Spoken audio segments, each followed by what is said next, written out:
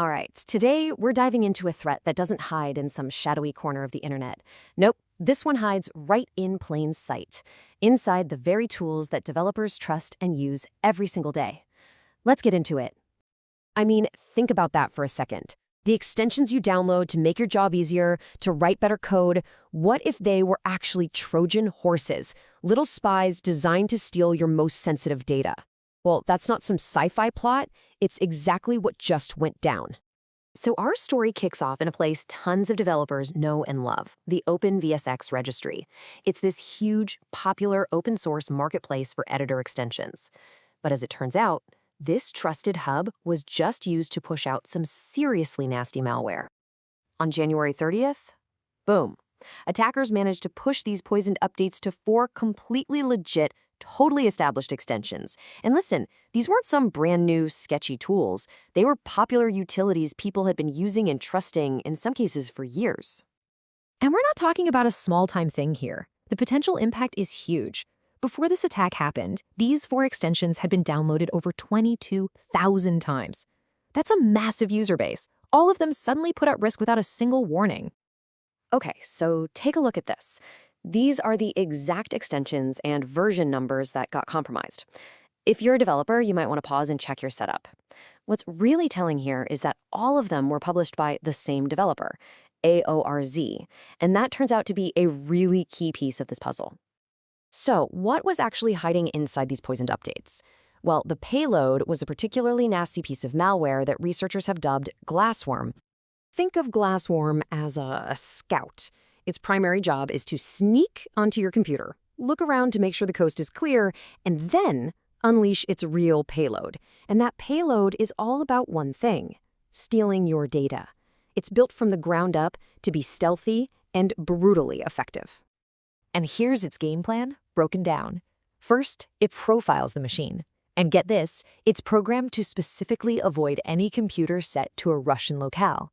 That's a classic move to try and avoid prosecution back home. If it thinks it's safe, it decrypts the real nasty code, starts hoovering up data, and then, this part's pretty wild, it uses the Solana blockchain to get new instructions from its masters. So, what's the prize? What's it trying to steal? The list is, well, it's pretty much everything. We're talking browser data, crypto wallets, iCloud Keychain, Apple Notes, your documents. But the real jackpot, the thing this was all designed for, are those developer credentials. SSH keys, AWS keys. This is a goldmine of both personal and corporate secrets. Now, you've got to be asking yourself, how on earth did this malware get into trusted extensions in the first place? And the answer, well, it shows a really scary evolution in how these attacks work. See, this wasn't your typical fake-out where they try to trick you with a phony lookalike extension. No. The attackers found a way to compromise the actual developer's account, probably by stealing a publishing token or something similar. They didn't sneak in the back. They basically walked right in the front door with the keys. And this slide just nails the difference. The group behind this attack used to rely on typo squatting, making packages with sneaky misspellings.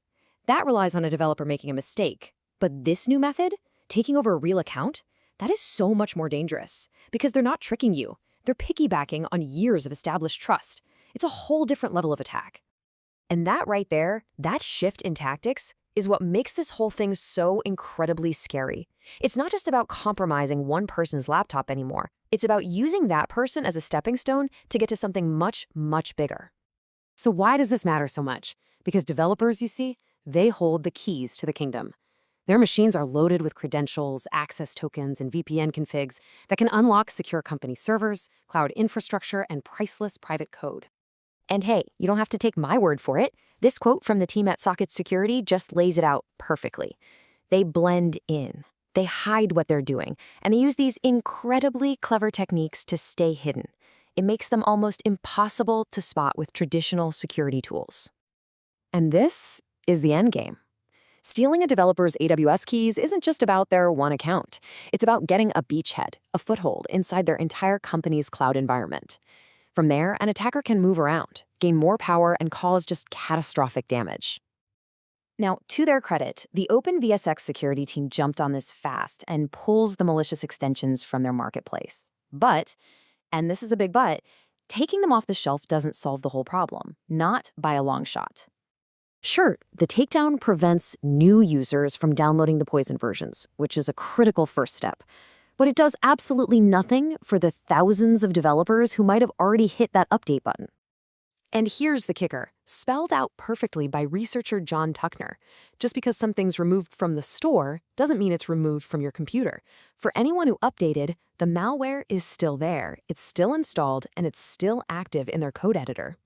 So what's the fix? Well, the only way this gets resolved automatically is if the original, legitimate developer can get their account back and publish a new, clean version with a higher version number.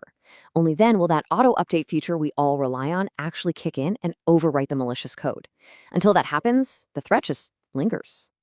Which leaves us with a really difficult question, doesn't it? This attack didn't exploit a bug in the code, it exploited our trust. Our trust in the tools, the platforms, in the people we rely on to do our work. So as attackers get smarter about weaving themselves into our most trusted workflows, we have to get smarter about defending them. Where do we even go from here?